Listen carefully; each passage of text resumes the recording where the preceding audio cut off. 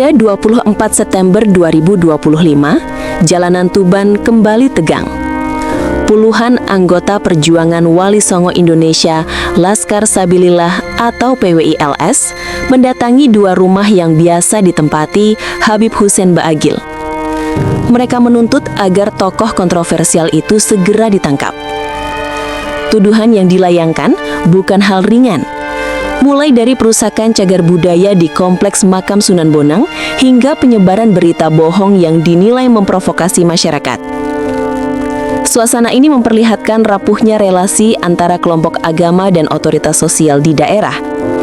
Api ketegangan lama seolah hendak dinyalakan kembali, hanya saja dengan wajah baru. Melalui narasi digital, provokasi di media sosial, dan politik nasab yang kembali dipertaruhkan.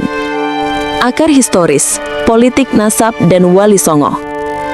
Bagi masyarakat Jawa, Wali Songo bukan sekedar tokoh dakwah, tetapi juga simbol otoritas moral dan spiritual. Makam-makam mereka menjadi pusat ziarah, perekap budaya, bahkan sumber legitimasi sosial keagamaan.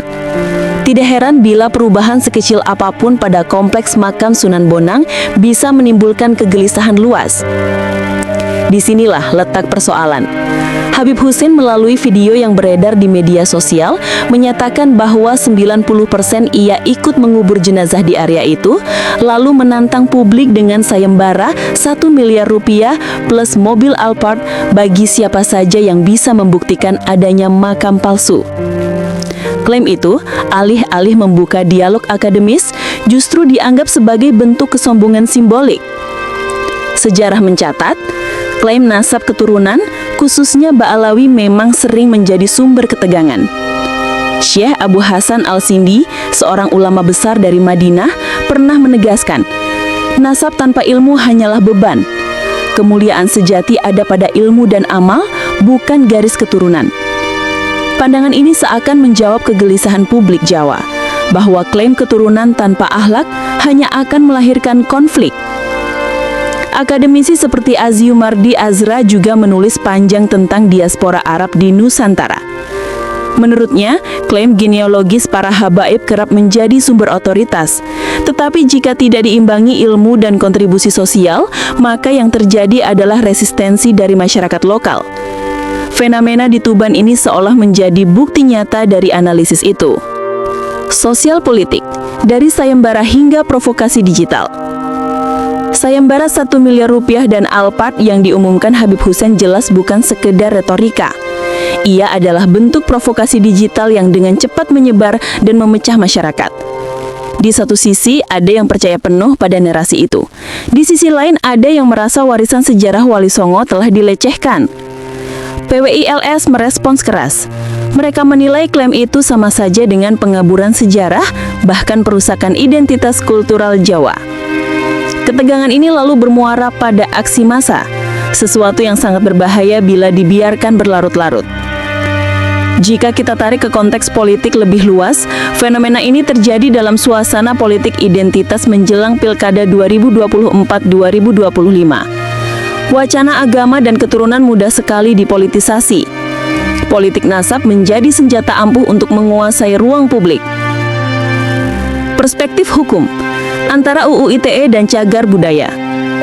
Secara hukum, tuduhan kepada Habib Hussein tidak main-main. Pernyataannya berpotensi melanggar pasal 28 ayat 2 dan 3 UU ITE yang melarang penyebaran informasi bohong dan ujaran kebencian berbasis sara. Ancaman pidananya bisa mencapai 6 tahun penjara dan denda 1 miliar rupiah. Selain itu, tuduhan perusakan makam di Kompleks Sunan Bonang juga menyentuh UU Cagar Budaya. Jika terbukti ada penggantian nisan kuno dengan nisan baru tanpa prosedur resmi, maka hal itu bisa dikategorikan sebagai pelanggaran serius terhadap warisan budaya bangsa. Namun per Oktober 2025, laporan yang sudah diajukan ke Polda Jatim dan Polres Tuban dinilai jalan di tempat.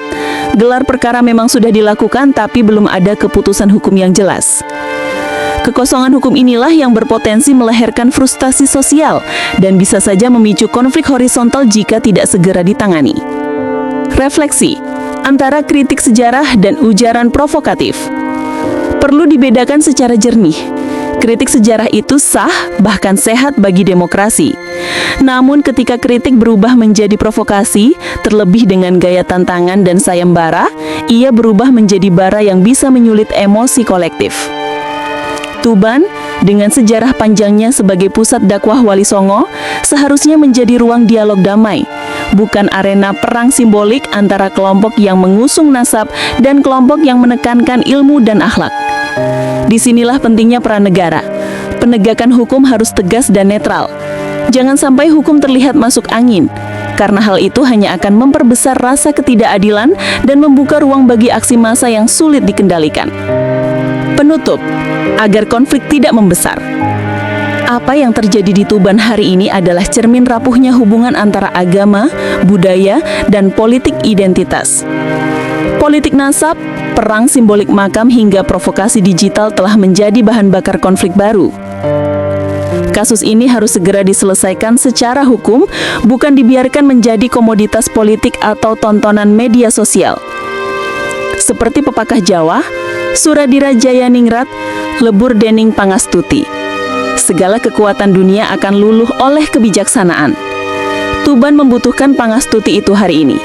Hanya dengan jalan kebijaksanaan, sejarah Wali Songo bisa tetap terhormat, masyarakat bisa tenang, dan konflik bisa dihindari. Opini ini ditulis sebagai refleksi kritis dengan harapan Tuban tetap menjadi tanah damai, bukan arena provokasi nasab atau perebutan simbol keagamaan.